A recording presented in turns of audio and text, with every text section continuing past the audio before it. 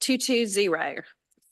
Before y'all say this, this is not a bill that necessarily has a lot to do with universities and colleges, but it was.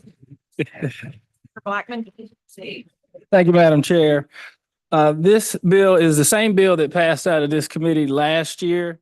And what it does is it establishes legal protections for your personal property rights in an individual's name, likeness, and voice. And it recognizes these rights as an intellectual property right, which can be transferred, inherited, or commercially exploited with explicit consent. So it gives individuals a property right over their name, likeness, and voice, and it's transferable and then inheritable for 10 years after death. The commercial use requires explicit written consent. Bad faith violations can also include paying the other side's attorney's fees. And violators can face fines ranging from $5,000 to $50,000 per violation, or the actual damages and profits if you can attribute it to the unauthorized use. And for particular egregious cases, punitive damages can apply. And it has special provisions for digital technology and digital depictions or voice replicas using artificial intelligence or other technology must have explicit consent. And agreements for such use have to involve legal representation. And if it's a minor, it has to involve court-approved contracts for that use. And there's a First Amendment defense for balancing public interest and intellectual property rights as a defense to alleged violations. And it does not override any other legal rights, such as those that are attributed to student rights, such as name, image, and likeness, and things of that nature. And that's a brief explanation of what the bill does, and I'll be happy to answer any questions. I do think for purposes of this committee, I will point out that we have accepted all, you put an exception in here for all name, image, likeness. So that's something the committee, it's a pretty solid exception in here. So Yeah. Will I entertain questions for Senator Blackman? Seeing no further questions, do I have a motion? All right, motion is title sufficient, do pass. All in favor? Any opposed? All right. Cool.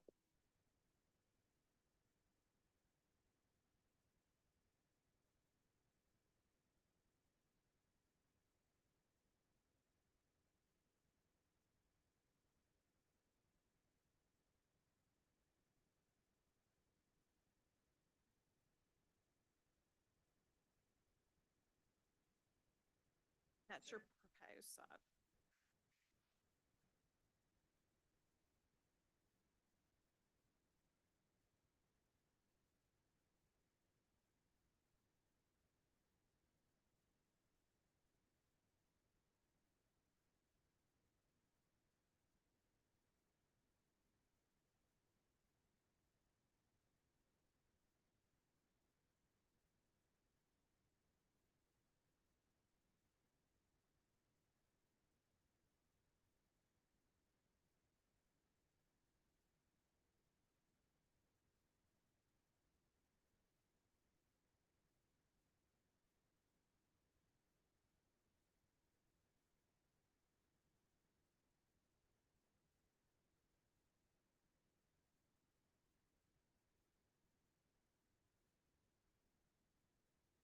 Loud as it is. But the other part of this is to do what we can to make the system more efficient as for those students that are in there. We hope that task force is set to develop recommendations and bring those to the legislature to increase that efficiency of the public university system as we plan for these shifts and the possible declines. Members are pretty straightforward. Chairs of Senate and House universities and colleges, chairs of Senate and House appropriations committees, chairs of Senate and House Finance, Ways and Means Committees, Director of University Research, and the State Economist. One speaker appointment, who's a undergraduate degree holder from one of the 4 public regional universities. One governor appointment, who's an undergraduate degree holder from one of the 3 historically black college universities. One lieutenant governor appointment, who's an undergraduate degree holder from one of the 4 public research universities. One member of the Board of Trustees of institutions of higher learning, appointed by the speaker, one appointed by the lieutenant governor, and one by the governor. And then lastly, you'll see in here that since this is working towards getting our workforce, strengthen the chairs of Senate and House Workforce Economic Development Committees as well. That's going to be the makeup of that refocus part. And I want it to be clear. This is not to close down anything. This is not to do anything against taking universities out of the system. This is to do everything we can to make them more efficient, and that those people who are going in these universities to get their degrees are coming out better than they went in there, and with the degree, because that's our biggest point here, that we want to be sure that everybody gets out of that part. So that's going to be that section 1 and section 2. Before I proceed to the next one, are there any questions about section 1 or section 2? None? All right. Section 3, and I believe you just got a different bill. Section 3 here is a purpose statement. The purpose is to prohibit institutions of higher learning and community colleges. This does include community colleges here from taking certain actions and engaging in discriminatory practices. The act is to ensure that employment, academic opportunities, and student engagement are based solely on individual merit qualifications and academic performance without consideration of an individual's views on diversity, equity, and inclusion. Section 4 begins with your definitions here. And I apologize for reading so much. Y'all know I hate doing that. But to be clear and to get this out like it needs to be, I have to read part of this for you.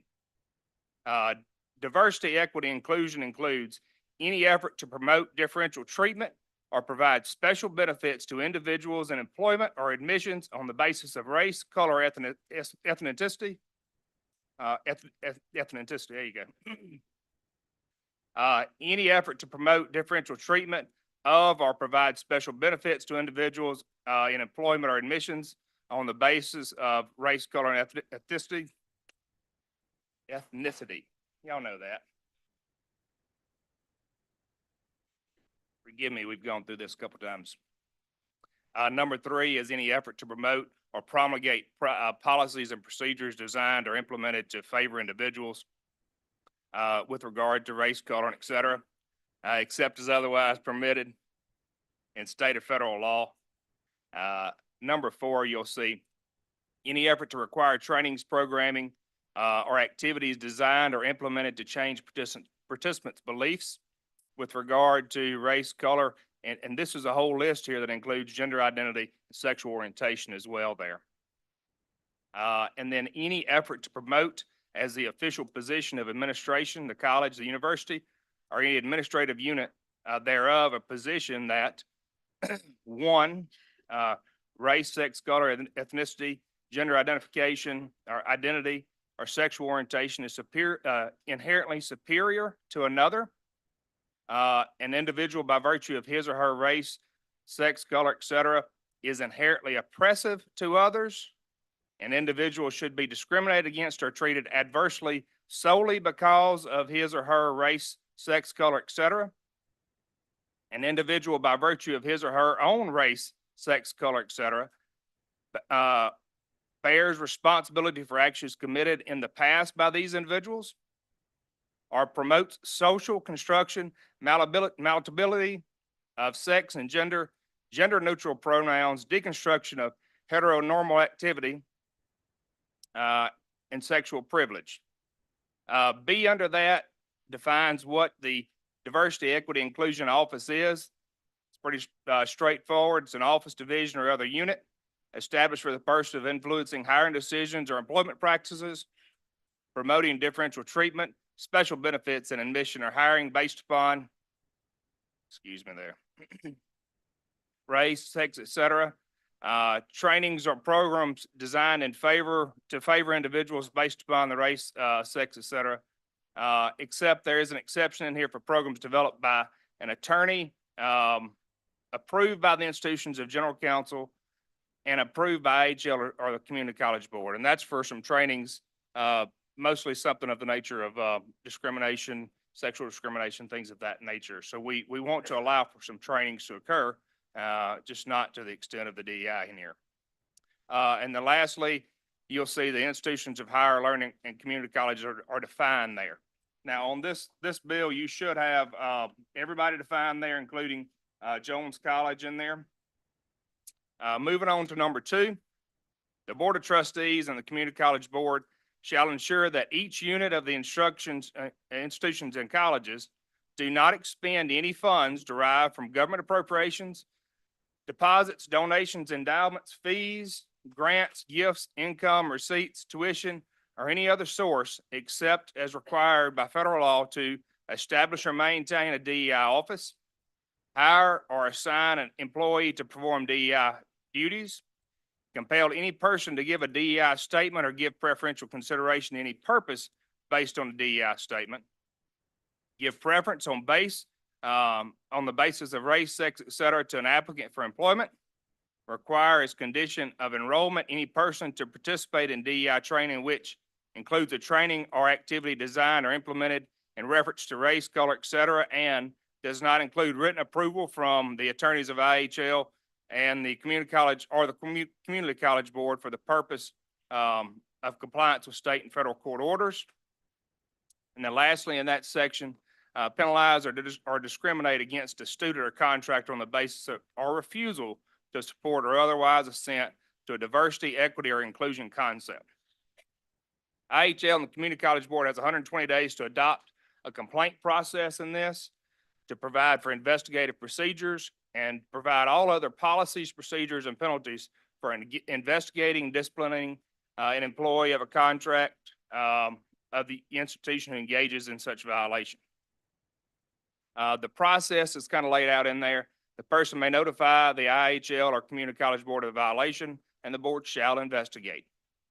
If the complainant is aggrieved by what comes from the Community College Board or the institution of higher learning, at that point, they can provide and move to the Attorney General's office for further review, and the Attorney General's office can then provide action. Standing is defined there in 5. It's any student enrolled, faculty member, or contractor. And within 120 days of the passage or effectiveness of this bill, they're required to transmit a copy of the requirements to the Lieutenant Governor and Speaker with a plan on how to notify the students of this being an available option out there. Since we like to get reports because we get them every month, IHL and the Community College Board will be required to provide an annual report of all incidences that have been reported to them. And number 8 says there's nothing in here about a self-certification as far as prohibiting that they've done everything properly in that. Number 9 is where a lot of people want to look at being the exceptions of this bill. One of the exceptions to this bill, and we're glad to have our chair of veterans here, is that veterans programs are exempted from this bill as far as what they can provide. Students with disabilities and students under a CPS order. B being scholarly research and creative work. C being the activity of registered student organizations. As long as they're registered, we have no objection to them being on the campus. D being policy program. Policies are programs to enhance students' academic achievement, academic coursework, or postgraduate outcomes designed without regard to race, sex, and others. E, data collection. F, campus activities and programs or certifications for compliance with state and federal laws or orders. G being the prohibition of an institution or college from requiring or taking action for failing to comply with law. Pathological approaches or experiences with students with physical and mental disabilities. And I would be to affirm fidelity to and provide an oath to uphold the Constitution and the laws of Mississippi and the United States of America. That's a lot. It's a lot for me to read off to you. So I would entertain questions, Madam Chair. Questions for Chairman McCon? Senator? Thank you, Madam Chair. Senator McConnell, let me ask you now, the diversity, equity, and inclusion only apply to the race, ethnicity, and gender? So it's defined herein. Let me go back to that revision where you're talking about there, Senator.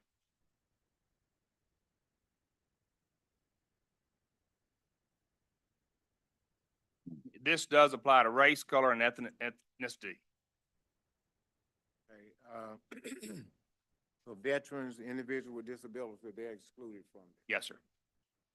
The, now, in terms of the minority, scholarships, and I know we had, I don't know if it's still in effect, but there have been some arrangements with, I think it's the University of Mississippi, Medical Center for recruiting minority students for nursing, the nursing program. So that would no longer be, So I think we would have to look at how the program was scheduled, was set up as, if it were a private institution that put the funds in, I think it would be a private minority scholarship that would not be with state or federal money. Madam Chair, I think you would have to think about that and give us more of an idea of that. But if it were, the NAACP put up funds to provide a scholarship, I don't think that we're in any way trying to impact that, just as, you know, the law school would come up with someone who's, you know, maybe doing something of that nature and provide funds. Not the law school, the bar, which would be a bad example there. I'm sure we can figure something else out there. But if it's coming from private funds, we're not talking about, per se, taking that away from the institution, from your association. and I think this is basically, I'm not sure, but I think it was basically public dollars. Public dollars, I think, is gonna come into play in this situation. Now, also, minority, many offices, many universities have minority, recruitment. So that actually is going away under the. Right now, you're just recruiting across the board. From the first floor. Would there be, okay, well, okay. I think that, Yes. thank you, Mr. Chairman. I mean, Madam Chairman. I understand. Thank you, Senator Norwood. Other questions? All right, I would have a motion. all right.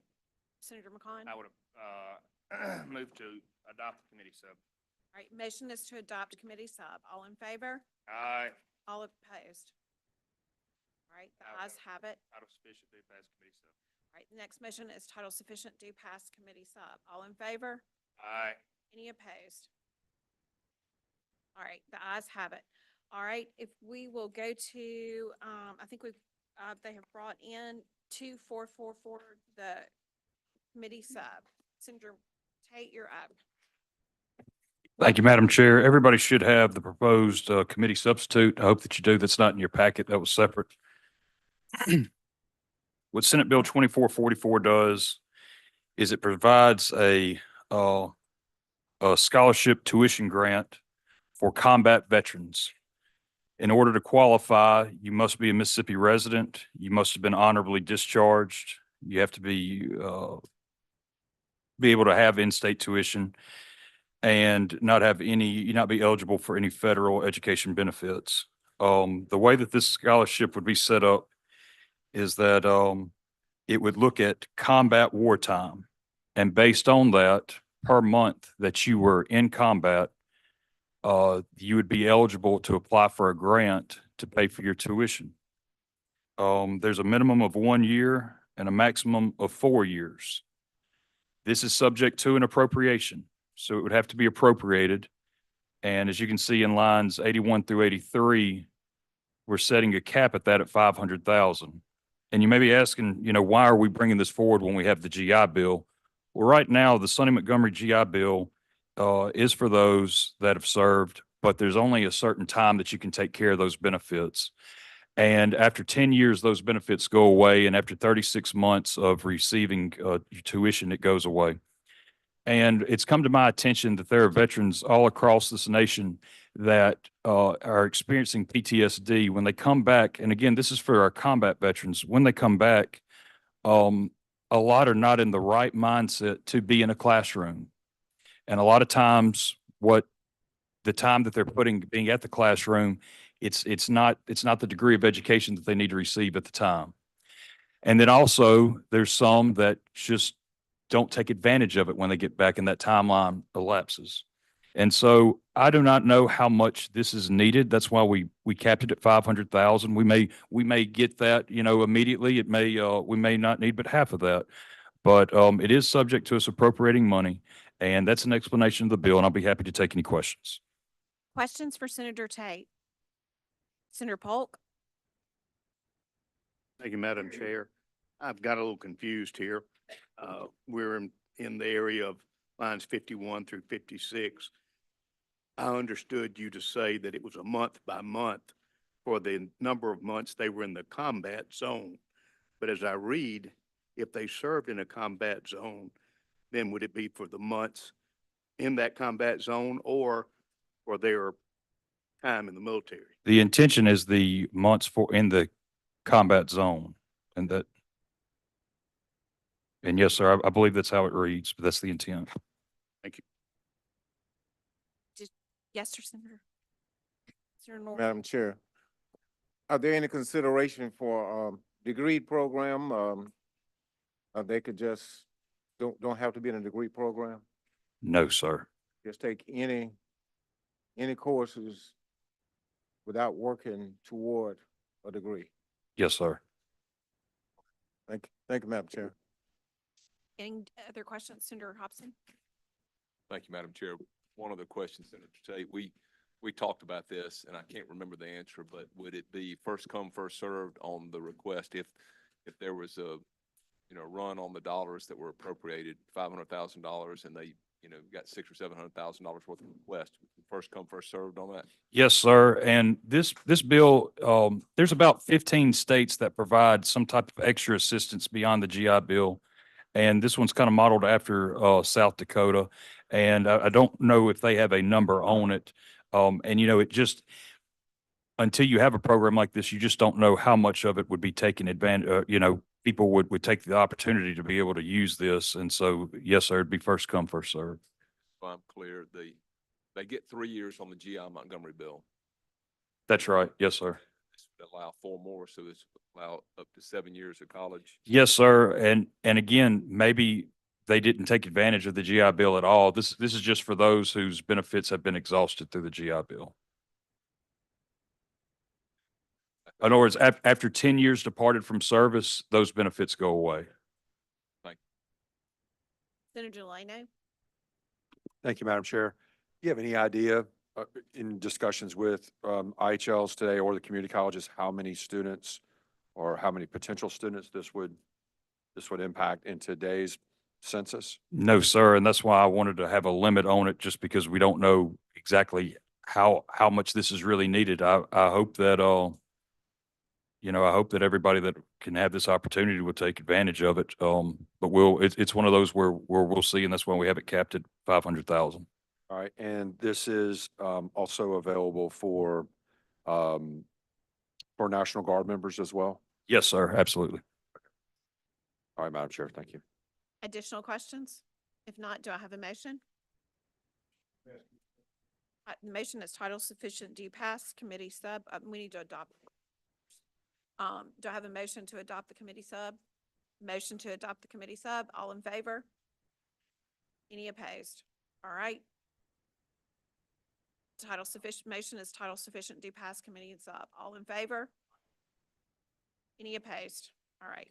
I also want to welcome our House colleague, Representative Scoggins. We're always glad to have him. All right, if we will go to 2527. Yes, thank you. We're going to call this up. This is a bill that we did last year. And this is the bill that creates the Mississippi Resident Promise Program. Anyway, the bill requires what the bill does, provides financial assistance for students attending Community College Mississippi, and it's designed to cover any remaining tuition and required fees after other forms of aid have been applied. It goes through, Senator Delano presented this last year, I think, on the floor, and it passed. But you have to be a Mississippi resident. You have to complete the FAFSA and the MHAP annually. You have to be accepted for enrollment at a public community or junior college in Mississippi, and you have to have graduated high school with a 2.5. What the grant does, it covers tuition requires after accounting for other state and federal institution and private aid. and it limits the time required to complete an associate degree to a maximum of 4 semesters. The renewal condition, it remains continuous with full-time enrollment, and you have to be making steady academic progress. We do provide exceptions for internships, study abroad, et cetera. Anyway, this is, something that it's going to improve access to higher education for low-income students by reducing the financial burden. We want to build a more educated workforce in the state, and it aligns, with the workforce needs by, having these really located at our community colleges across the state. They have given us a, preliminary fiscal note on this, bill, but it will be subject to appropriation. And the note is this right now is 12.3 million. So this is double referred and will have to go to appropriations. So I'm happy to answer questions about this. Any questions? If not, do I have a motion? All right, the motion is title sufficient, do pass. All in favor? Any opposed? All right, the second piece of legislation is a new program. This is the Mississippi Reconnect Grant Program, and it pays for tuition mandatory fees for non-traditional students who are at least 25 years of age and who enroll in a 2-year institution. We have a committee sub on this, I do believe, do we not? Yes, okay. We have narrowed this down a little bit from the original legislation that we did in this committee sub. This is limited to community colleges now. When we did this, this program is modeled after legislation that they've done in Tennessee, and it has been a success in Tennessee. It has really works to reconnect those that are 25 that have been that are in maybe the workforce but need to go back and get upskilled.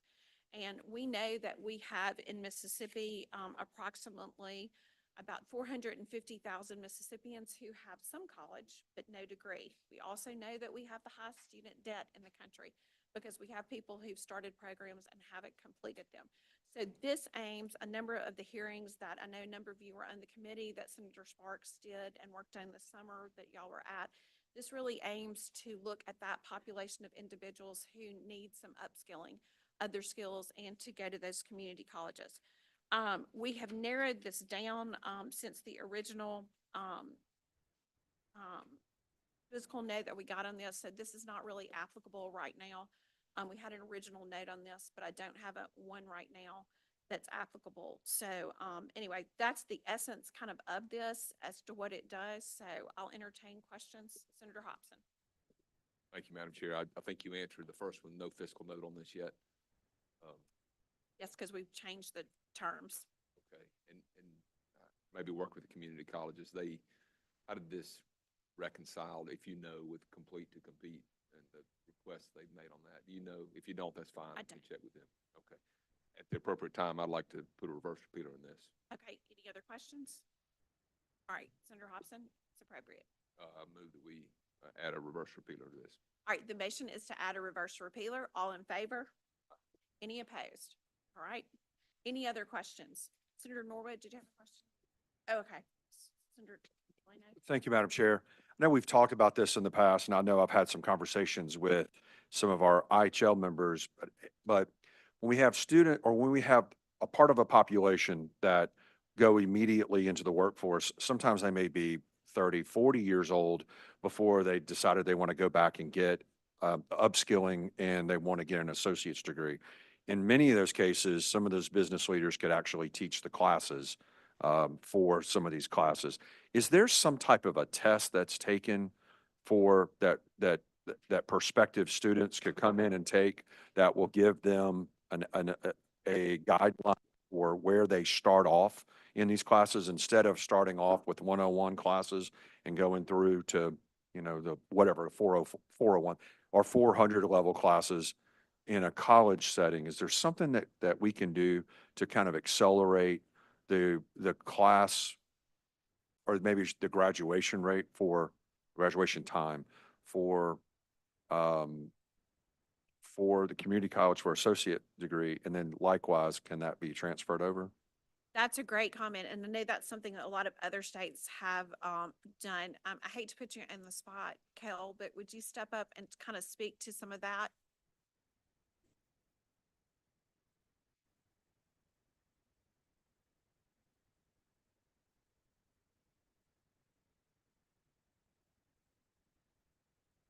A bronze, a silver, a gold, or a platinum level, so they know what skills they have to start off with. So that certainly helps in the issue that you're talking about, Senator.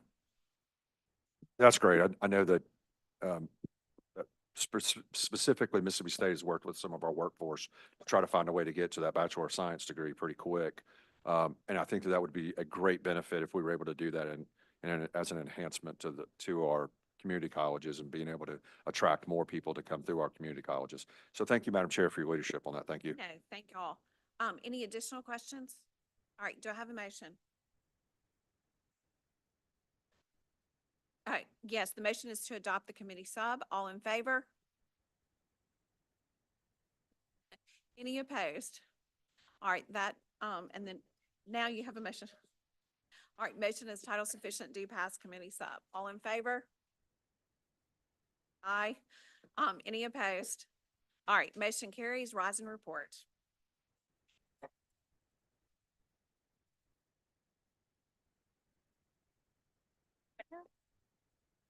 Where's what?